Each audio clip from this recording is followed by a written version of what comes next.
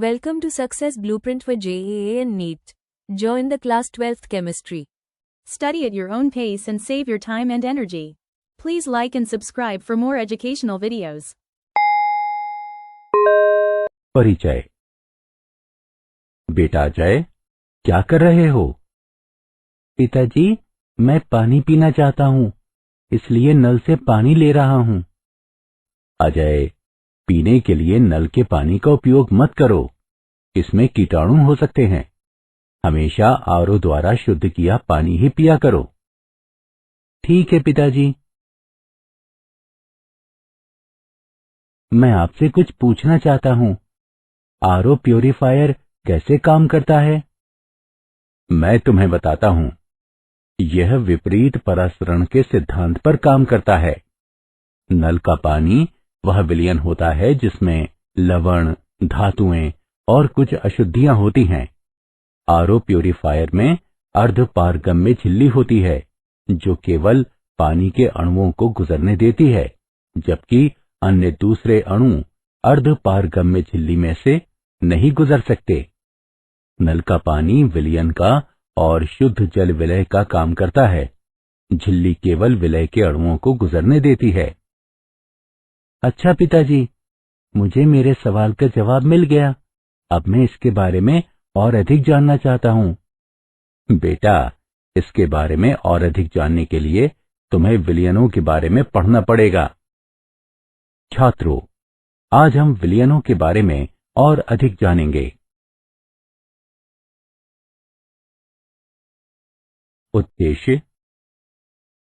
इस पाठ के अंत में आप निम्न करने में सक्षम हो जाएंगे।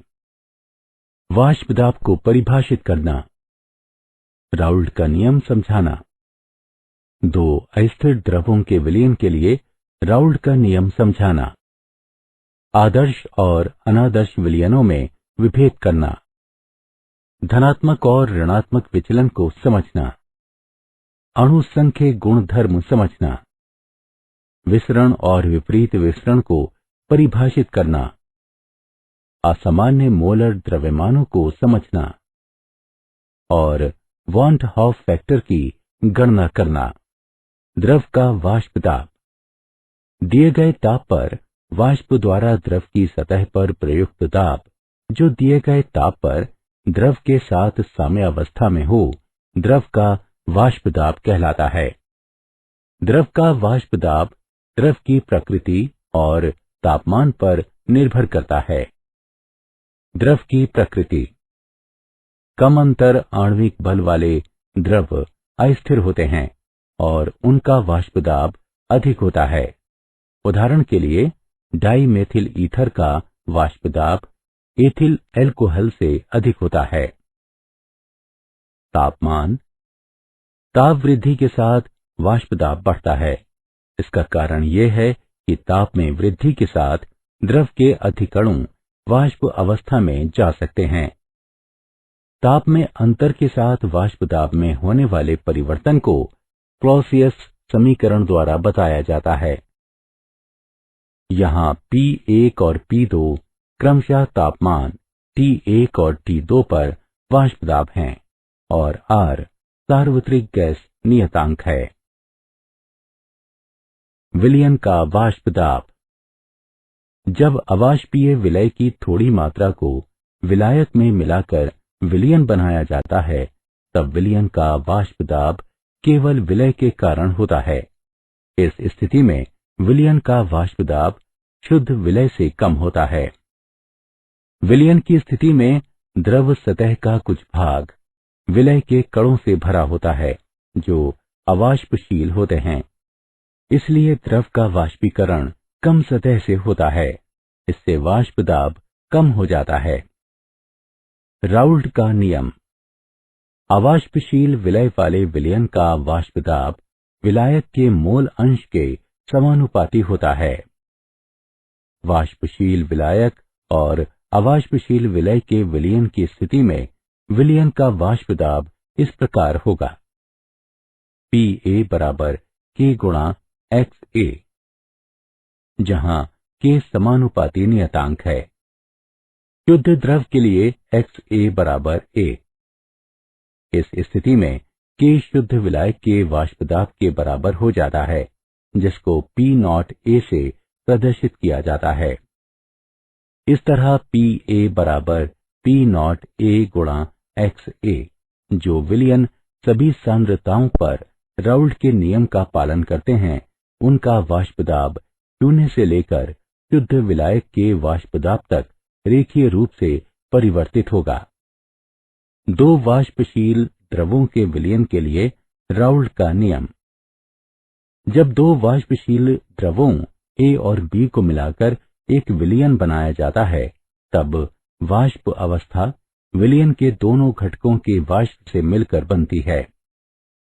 प्रत्येक घटक का आंशिक वाष्प दाब संगत घटक के मोल अंश पर निर्भर करता है।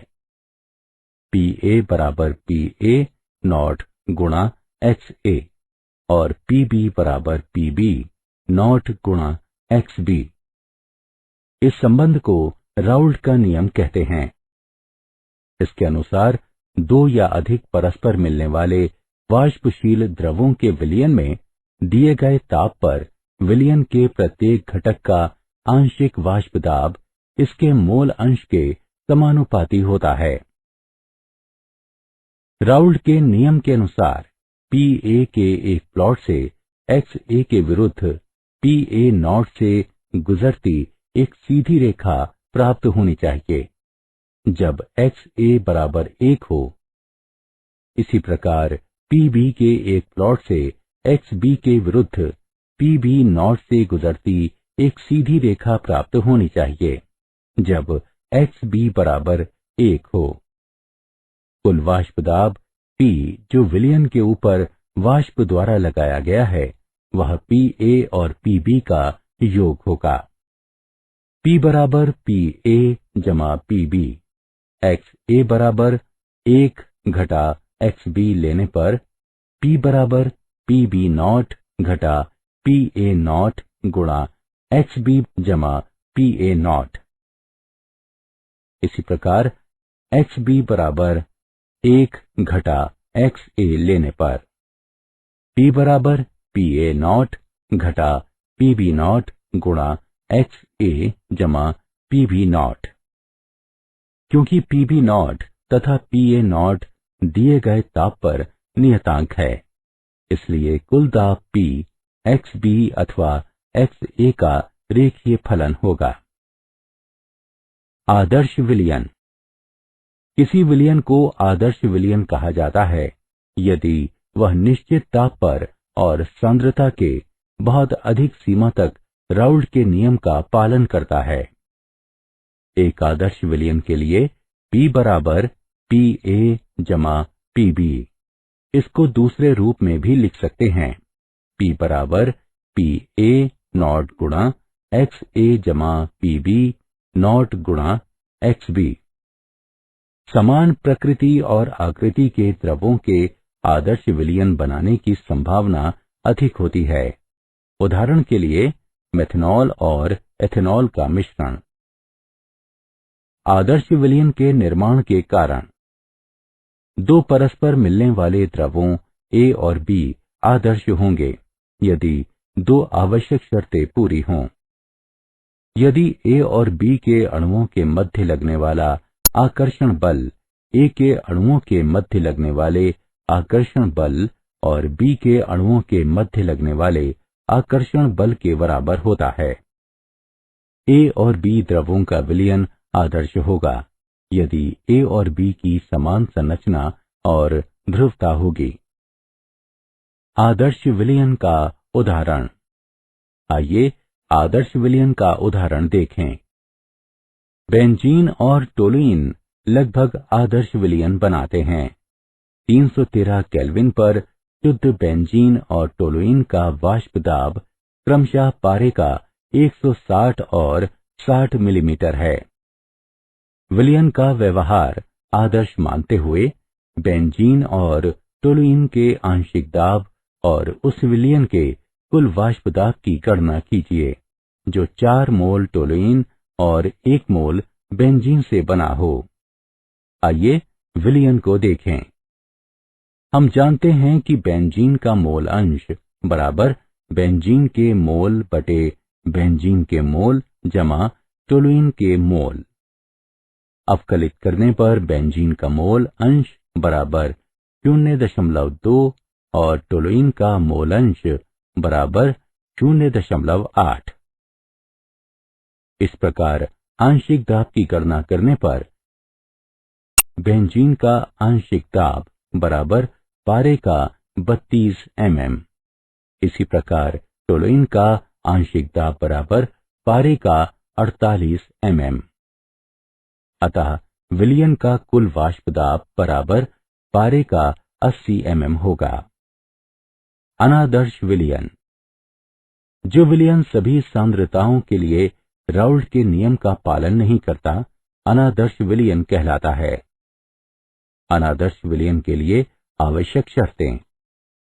विलयन का कुल आयतन विलायक A और विलायक B के आयतनों के योग के बराबर नहीं होना चाहिए। A के अणुओं के मध्य, B के अणुओं के मध्य और A और B के अणुओं के मध्य होने वाली आणविक क्रियाएं विभिन्न परिमाणों की होती हैं। इसलिए A और B को मिलाने पर एंथैल्पी में परिवर्तन शून्य नहीं होगा। राउल्ट के नियम का पालन नहीं होता है। एक अनादर्श विलयन राउल्ट के नियम से धनात्मक अथवा ऋणात्मक विचलन दिखा सकता है। धनात्मक विचलन। जब प्रत्येक घटक का आंशिक दाब और परिणामी कुल दाब राउल्ट के नियम के अनुसार अपेक्षित दाब से अधिक हो तो विचलन को धनात्मक विचलन कहते हैं। विलायक विलय के मध्य अंतर आणविक बल, विलायक विलायक और विलय विलय के अणुओं के मध्य बलों से कम होता है। इससे पता चलता है कि विलयन का वाष्प दाब अधिक होगा। ऋणात्मक विचलन। जब प्रत्येक घटक का आंशिक दाब और परिणामी कुल दाब राउल्ट के नियम के अनुसार अपेक्षित दाब से कम हो तो विचलन को ऋणात्मक विचलन कहते हैं। उदाहरण: पानी, नाइट्रिक एसिड और क्लोरोफॉर्म एसीटोन के विलयन ऋणात्मक विचलन प्रदर्शित करते हैं। विलायक विलय के मध्य अंतर आणविक बल। विलायक विलायक और विलय विलय के अणुओं के मध्य बलों से अधिक होता है। इससे पता चलता है कि विलयन का वाष्प दाब कम होगा। मूल्यांकन। आगे बढ़ने से पहले आइए हम जानें कि आपने कितना सीखा। सही विकल्प को उठाकर उसके संगत स्थान पर रखें। अणु संख्य गुणधर्म। किसी दी गई मात्रा का विलायक में घोले गए अवाष्पशील विलय वाले तनु विलयन के वो गुण जो विलय के अणुओं की संख्या पर निर्भर करते हैं, उनकी प्रकृति पर नहीं, अणु संख्य गुणधर्म कहलाते हैं। तनु विलयनों में अणु संख्य गुणधर्म का प्रयोग घुले पदार्थों का आणविक भार ज्ञात करने के लिए होता है। विभिन्न अणु संख्य गुणधर्म हैं: वाष्प दाब में कमी होना, क्वथनांक में वृद्धि होना, हिमांक में कमी होना और परासरण दाब। वाष्प दाब में आपेक्षिक अवनमन। वाष्पशील विलायक में अवाष्पशील विलय मिलाने से विलायक के अणुओं की विलयन के सतह से पलायन के स्वभाव में कमी आती है, क्योंकि सतह का कुछ भाग अवाष्पशील विलय के अणुओं से घिर जाता है। राउल्ट के नियम के अनुसार वाष्प दाब में अपेक्षाकृत कमी विलय के मोल अनुपात के बराबर है। अतः Pa0 घटा P बटे Pa0 बराबर XB, जो कि NB बटे Na जमा NB के बराबर है। तनु विलयन के लिए Na NB से बहुत अधिक है। इसलिए हर में NB को नगण्य मानने पर हमें MB बराबर Pa0 बटे Pa0 घटा P गुणा WB गुणा Ma बटे WA। क्वथनांक का उन्नयन। क्वथनांक वह ताप है जिस पर किसी द्रव का वाष्प दाब वायुमंडलीय दाब के बराबर हो जाता है। जब अवाष्पशील विलय को वाष्पशील विलायक में मिलाया जाता है, विलायक का वाष्प दाब कम हो जाता है। इस विलयन को उबालने के लिए, इसके वाष्प दाब को बढ़ाने के लिए इसके तापमान को शुद्ध विलायक के क्वथनांक के ऊपर ले जाना चाहिए। विलयन के और शुद्ध विलायक के क्वथनांक के अंतर को क्वथनांक का उन्नयन कहते हैं। इसे डेल्टा टीबी से प्रदर्शित करते हैं। डेल्टा टीबी बराबर टीबी घटा टीबी नॉट। तनु विलयन के लिए क्वथनांक का उन्नयन विलयन के विलय की मोलल सांद्रता के समानुपाती होता है। Kb को मोलल उन्नयन स्थिरांक कहते हैं। मोलल वृद्धि स्थिरांक क्वथनांक में वह वृद्धि है जब अवाष्पशील विलय के 1 मोल को 1 किलोग्राम विलायक में घोला जाता है। हिमांक का अवनमन।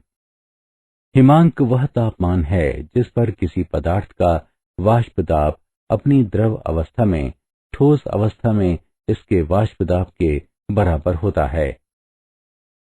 विलयन तब जमा होता है जब इसका वाष्प दाब शुद्ध ठोस विलायक के वाष्प दाब के बराबर हो जाता है। जब विलायक में अवाष्पशील विलय मिलाया जाता है, तब इसका वाष्प दाब विलयन में कम हो जाता है। शुद्ध विलायक और विलयन के हिमांक के अंतर को हिमांक का अवनमन कहते हैं। हिमांक में कमी डेल्टा टीएफ से प्रदर्शित होती है, जो टीएफ नॉट घटा टीएफ के बराबर है। तनु विलयन के लिए हिमांक का अवनमन विलयन की मोललता के समानुपाती होता है। केएफ को मोलल अवनमन स्थिरांक कहते हैं। मोलल अवनमन स्थिरांक हिमांक में वो अवनमन है जब अवाष्पशील विलय के 1 मोल को 1 किलोग्राम के विलायक में मिलाया जाता है। परासरण। शुद्ध विलायक से विलायक का गमन अथवा तनु सांद्रता वाले विलयन से अर्ध पारगम्य झिल्ली के माध्यम से अधिक सांद्रता वाले विलयन में जाने को परासरण कहते हैं। विलायक का गमन केवल एक ही दिशा में होता है। अर्ध पारगम्य झिल्ली जिसके द्वारा केवल विलायक के अणु निकल सकें, किंतु विलय के नहीं। उदाहरण: सेलोफेन, पार्चमेंट कागज, कोशिका भित्ति। परासरण दाब। जब किसी विलयन को विलायक से एक अर्ध पारगम्य झिल्ली द्वारा अलग किया जाता है, तब आधिक्य में बने द्रव स्थैतिक दाब को परासरण दाब कहते हैं। इसे पाई से निरूपित करते हैं। दिए गए ताप पर परासरण दाब विलयन की मोलरता के समानुपाती होता है। पाई बराबर CRT। समीकरण में C का मान रखने पर हमें पाई बराबर WB गुणा R गुणा T बटे MB गुणा V प्राप्त होगा। इस प्रकार MB को ज्ञात किया जा सकता है। विपरीत परासरण। यदि विलयन पर परासरण दाब से अधिक दाब लगाया जाए, तो अर्ध पारगम्य झिल्ली में से शुद्ध विलय विलयन में से बाहर आने लगता है। इस प्रकार परासरण की दिशा बदल जाती है और इस प्रक्रिया का नाम विपरीत परासरण है। विपरीत परासरण परासरण का ठीक उल्टा है। जब अतिरिक्त बाह्य दाब लगाया जाता है, विपरीत परासरण का प्रयोग समुद्र से शुद्ध पानी प्राप्त करने के लिए किया जाता है। असामान्य मोलर द्रव्यमान।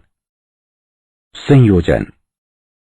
अणुओं के संयोजन से विलयन में अणुओं की संख्या कम होती है, लिहाजा अणु संख्य गुणधर्म में कमी हो जाती है। अणु संख्य गुणधर्म आणविक द्रव्यमान के व्युत्क्रमानुपाती होते हैं, इसलिए सामान्य की जगह आणविक द्रव्यमान की बड़ी मात्रा प्राप्त होती है। वियोजन। वियोजन के कारण विलयन में विलय के कणों की संख्या बढ़ जाती है, जिससे अणु संख्य गुणधर्म में बढ़ोतरी होती है। अणुसंघ के गुणधर्म आणविक द्रव्यमान के व्युत्क्रमानुपाती होते हैं, इसलिए सामान्य की अपेक्षा अणुसंघ के गुणधर्म की कम मात्रा प्राप्त होती है। वॉन्ट हाफ फैक्टर यह विलय के सामान्य अणुभार और अवलोकित आणविक द्रव्यमान का अनुपात होता है। इसे I से निरूपित करते हैं। I बराबर सामान्य अणुभार बटे अवलोकित आणविक द्रव्यमान अथवा I बराबर अवलोकित अणुसंघ के गुणधर्म की संख्या बटे अणुसंघ के गुणधर्म की कलित संख्या। वॉन्ट हाफ फैक्टर विलयन में विलय के अणुओं के संयोजन अथवा वियोजन की सीमा को प्रकट करता है। संयोजन की स्थिति में I छोटा होता है 1 से। वियोजन की स्थिति में I बड़ा होता है 1 से। ना संयोजन और न ही वियोजन में I बराबर होता है 1 के। क्या आप जानते हैं, संतृप्त विलयन को गर्म करने पर द्रव फैलता है, जिससे और अधिक विलय घुल जाता है। संतृप्त विलयन को ठंडा करने या वाष्पित करने पर विलय के लिए कम जगह बचती है, इसलिए विलय अवक्षेपित होता है। अवक्षेपित विलय के अणु आपस में मिलकर ठोस क्रिस्टल बनाते हैं। परासरण शरीर क्रियाओं के लिए बहुत महत्वपूर्ण है, जिसमें गुर्दों और नसों की क्रियाविधि शामिल होती है। सारांश, आइए हमने जो कुछ सीखा है उसे संक्षेप में दोहराएं। दिए गए ताप पर वाष्प द्वारा द्रव की सतह पर प्रयुक्त दाब, जो कि दिए गए ताप पर द्रव के साथ साम्यावस्था में हो, द्रव का वाष्प दाब कहलाता है। जब विलायक के साथ में थोड़ी मात्रा में अवाष्पशील विलय मिलाकर विलयन बनाया जाता है, तब विलयन का वाष्प दाब घट जाता है।